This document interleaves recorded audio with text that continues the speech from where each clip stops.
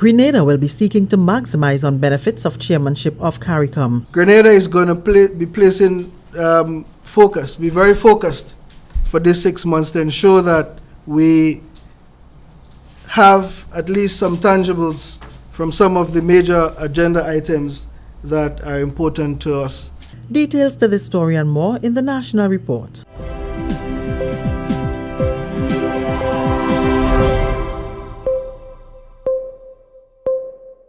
With the National Report, I'm Leslie Ann Johnson, Cornwall.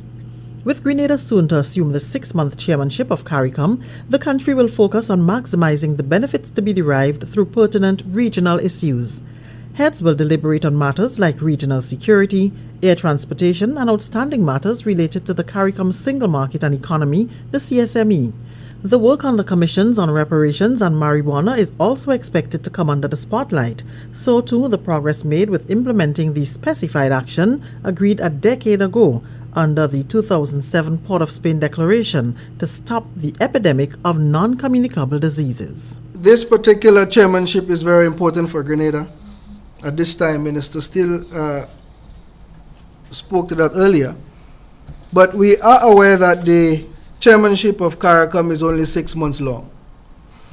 And it's very easy to get into the regular agenda issues of CARICOM. And at the end of your chairmanship, there's hardly anything you can distinguish your chairmanship from. And so Grenada is going to be placing focus, be very focused for this 6 months to ensure that we have at least some tangibles from some of the major agenda items that are important to us and to the rest of the region.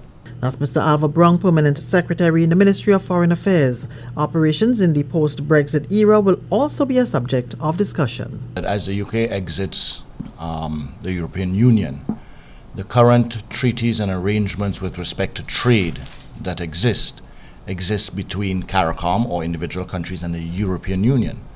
So the majority of these, if not all of these treaties, need to be renegotiated, whether they're photocopies of the existing ones with the EU that will just continue with United Kingdom or not.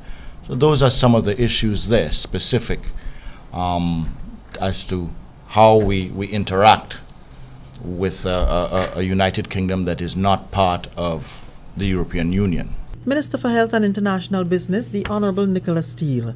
The 38th regular meeting of the Conference of Heads of Government will take place from the 4th to the 6th of July under the chairmanship of Prime Minister Dr. the Right Honourable Keith Mitchell. Following an opening ceremony on July 4th at the Grenada Trade Centre, the heads of government will move to the Radisson Grenada Beach Resort for the business sessions on July 5th and 6th. The Office of the Integrity Commission continued its educational outreach program with a seminar for officials of public bodies on Wednesday. The seminar was presented to more than 35 chairpersons, deputy chairpersons, CEOs, and deputy CEOs from statutory bodies and brought to life the responsibilities imposed on the group by the Integrity in Public Life Act, which provides that the Commission shall carry out programs of public education to foster an understanding of the standard of integrity.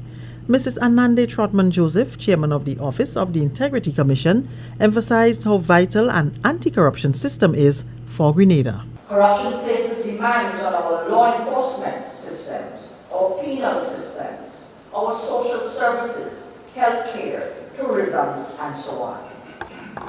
Corruption, of course, will create challenges for tax collection, customs collection. We have someone from the port here. Head of the FIU, Superintendent Tafawa Pierre, addressed the need to reduce vulnerabilities in the operations of statutory bodies. He said we need to shift the focus from employing persons with qualifications to those with integrity. Whenever we run a business, we pay a lot of attention on the physical structure. So you have alarms, you have cameras, you have wrought iron gates, you have to key in things to get in. Well, almost like the CIA head office to get into your office. But you have not vetted your employees. So you're actually locking in fraudsters in. Right? And not only initial vetting, but what about periodic vetting? So employ somebody off the street, and I know we pay a lot of focus on these days on certificates. We like very bright people. I want you to turn your attention a little bit to people with integrity. So it's better you have people that are not so bright, that are trainable. The seminar was attended by members of the Financial Intelligence Unit, Immigration, Department of Public Prosecution, the Royal Grenada Police Force, and Public Service Commission, among others. This is the National Report. More news after the break. The house was shaking.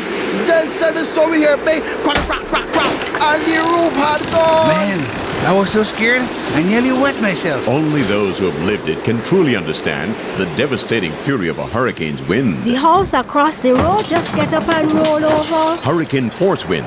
It's a hazard. Hazards. Take control. Reduce your loss. You can hurricane-proof your home. For example, make your roof more wind-resistant by using screws instead of nails in its construction. Find out more about hurricane force winds and other hazards at your local disaster office. A message from the National Disaster Management Agency and SEDERA. From next Tuesday, July 4th, vulnerable families will begin receiving their vouchers under the government's Uniform Assistance Program. The program has been expanded to include preschoolers who will each receive $50. In the past, the program catered to the needs of students of primary and secondary schools. In 2016, the amount received by the families was increased from $50 for primary school students to $100 and from $100 for secondary school students to $150 per student. $450 will be allotted to each household when necessary. Senator Winston Garraway, Minister of State responsible for information in the Prime Minister's ministry, says more than $1 million have been budgeted for the program. He was sharing his ministerial statements at a sitting of the Senate this week. Will be launched on the 4th of July. That's Tuesday, the 4th of July. And last year, judging from last year where we had over 5,000 applications or 5,000 families benefiting from this program, we believe we may have a similar number. But the objective here, Mr. President, is to ensure that our students who need that sort of support is given that support in terms of the school uniform and small stationaries, because as you know, the school books program continues. So this is an additional support that they receive. And I know my dear leader of government business will pry somewhat and speak a little on the school books program. I wouldn't want to venture further here, but just to say that the school uniform program continues, and I look forward to presenting those vouchers to our needy students come the 4th of July. The vouchers are valid for 3 months. District 6 has won the final of the 2017 Dennis Bell Mental Mathematics Quiz held at the St. Andrew's Methodist School on Wednesday. The competition was organized by the Ministry of Education and funded by Hodder Education. Annette Moore has details. District 6 won the competition with a total score of 179 points, while District 4 came in second, scoring 167, followed by District 3 in third place with 141 points. Express the ratio 45 to 60 in its lowest terms. 3 to 4. 3 to 4 is correct. It would be impossible to be other than hugely impressed by the performance of these students, not only under the pressure of time, but under the increasing difficulty of the questions.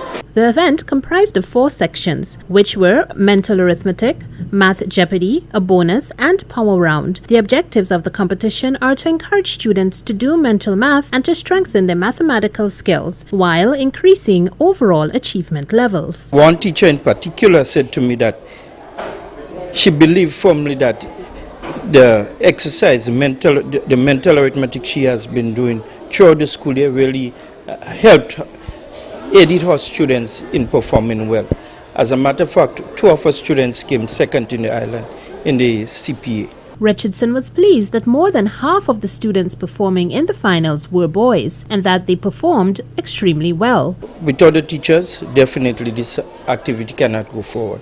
So we really appreciate the assistance of all teachers. The quiz starts in September of each year in the classroom, where it remains until May. After this, they conduct class, school, and then district quizzes prior to the finals. Richardson says it's currently the longest-running school quiz. We wish to continue supporting any initiative which furthers the development of mathematics teaching and education in Grenada. Morley says his company has plans to further develop the competition in the near future. Hodder Education has been involved with the quiz for the past 2 years. They publish the main mathematics text used in Grenadian primary schools. For the National Report, I'm Annette Moore. And that's the National Report. I'm Leslie Ann Johnson Cornwall.